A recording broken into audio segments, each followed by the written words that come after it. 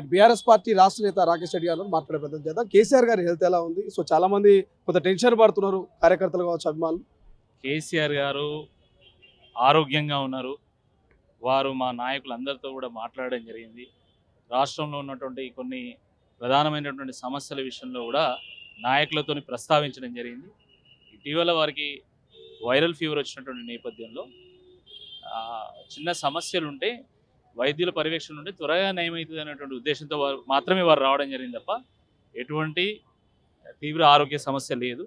సాధారణమైనటువంటి చిన్న చిన్న సమస్యలతో మాత్రం వారు ఇక్కడికి వచ్చారు. త్వరలోనే వారు ఇంటికి చేరుకుంటారు. సోషల్ మీడియాలో కొంత ప్రచారం జరుగుతుంది, ఆయన సీరియస్ గా ఉందని అదని దాని, కానీ మల్లారెడ్డి గారేమో కలిసి టిఫిన్ చేసినామని చెప్తున్నారు.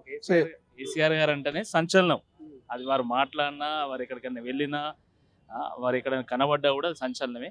కాబట్టి వారు సహజంగా వారు ఇక్కడ రాగానే అదొక పెద్ద సంచలన వార్తగా మీడియాలో ప్రచారం అవుతుంది.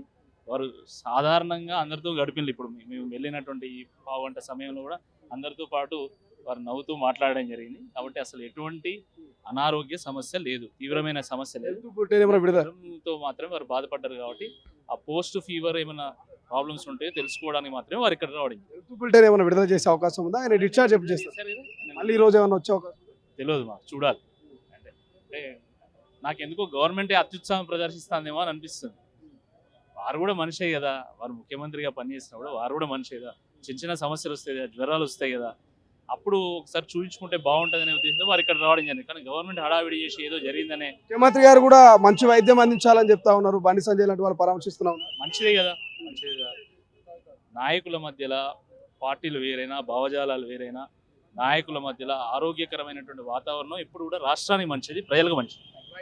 సో ఇది బీఆర్ఎస్ పార్టీకి సంబంధించిన రాష్ట్ర నాయకులు రాకేష్ రెడ్డి గారు చెప్తారు. ఎటువంటి ప్రమాదం లేదు కేసీఆర్ గారికి. జనరల్ చెకప్లో భాగంగా ఆయనకు కొంత దగ్గు, జలుబు లాంటి ఫీవర్ లాంటి, వైరల్ ఫీవర్ లాంటి అంశం నేపథ్యంలోనే ఆయన మరి హాస్పిటల్కి వచ్చారు. దీంట్లో పెద్దగా చర్చించాల్సినటువంటి అంశం ఏం లేదు. సో 2-3 రోజుల్లో మరి ఆయన యాక్టివ్గా మళ్ళీ కనిపిస్తారంటూ చెప్తున్నటువంటి పరిస్థితి. ఇంతకుముందు మల్లారెడ్డి కూడా కలిసి మాతో టిఫిన్ చేశారు కేసీఆర్ గారు. చాలా యాక్టివ్గా ఉన్నారు ఆయన. సో చిన్నగా కొంత షుగర్ లెవెల్స్ పెరిగినాయి తప్ప అంతకు మించి పెద్ద ప్రమాదం లేదు. సో వచ్చేటువంటి ప్రచారం నమ్మకండి, కార్యకర్తలు కావచ్చు, నాయకులు కావచ్చు, ఎటువంటి ఆందోళన చెందొద్దంటూ మరి రాకేష్ రెడ్డి చెప్తున్నటువంటి పరిస్థితి, మల్లారెడ్డి చెప్తున్నటువంటి పరిస్థితి. ప్రపంచంలో ఏ మూల ఏ క్షణం ఏం జరుగుతుందో వేగంగా తెలుసుకోవడానికి తొలి వెలుగు వాట్సాప్ ఛానల్ని ఫాలో చేయండి.